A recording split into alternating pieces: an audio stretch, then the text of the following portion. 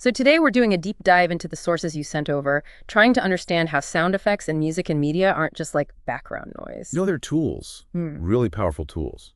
Yeah, tools used everywhere, film, ads, and crucially, even in news reporting.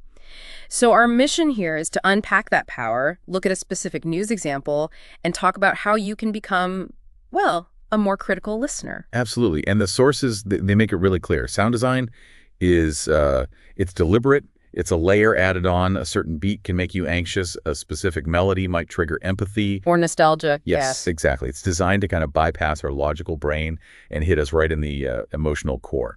So it's less about the objective picture and more how the sound makes you feel about that picture. And the sources brought up a really striking example of this, concerning actually, from late 2024 involving the ABC. Yes, the Australian Broadcasting Corporation. They aired reports about an Australian military operation in Afghanistan dating back to 2012. Okay.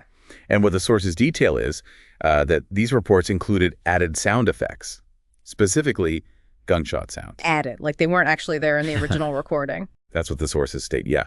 These sounds weren't present in the raw footage of the events themselves. Whoa, so what effect did that have? Well, it made the whole thing seem much more intense, potentially suggesting, a heavier firefight than what the original video actually showed. It really could have altered the audience's perception quite dramatically. That's significant. It is.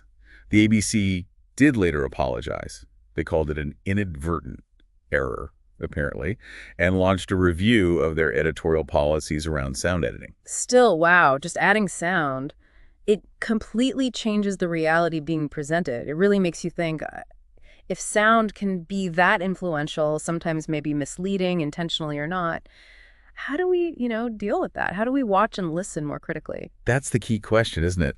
The sources suggest developing something we could maybe call audio awareness or audio literacy. Okay, audio awareness, how does that work? Well, first, it's about consciously noticing that layer of sound, recognizing that the music, the effects, they're often additions. They're not necessarily part of the raw event. So mentally separating the sound from the pictures. Pretty much. Ask yourself, what's the emotional flavor here? What's the sound pushing you towards?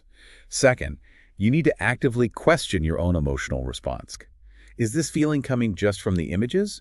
Or is this soundtrack doing a lot of the heavy lifting here? Ah, right. Trying to figure out if the sound is creating the feeling, not just like underscoring it. Precisely. Yeah. And third, a really practical tip from the sources. Try deconstructing by removal. If you can, watch a key segment on mute. How interesting. Then watch it again with the sound on. The difference can be, well, frankly, astonishing sometimes. Yeah. It just lays bare how much the audio shapes your interpretation.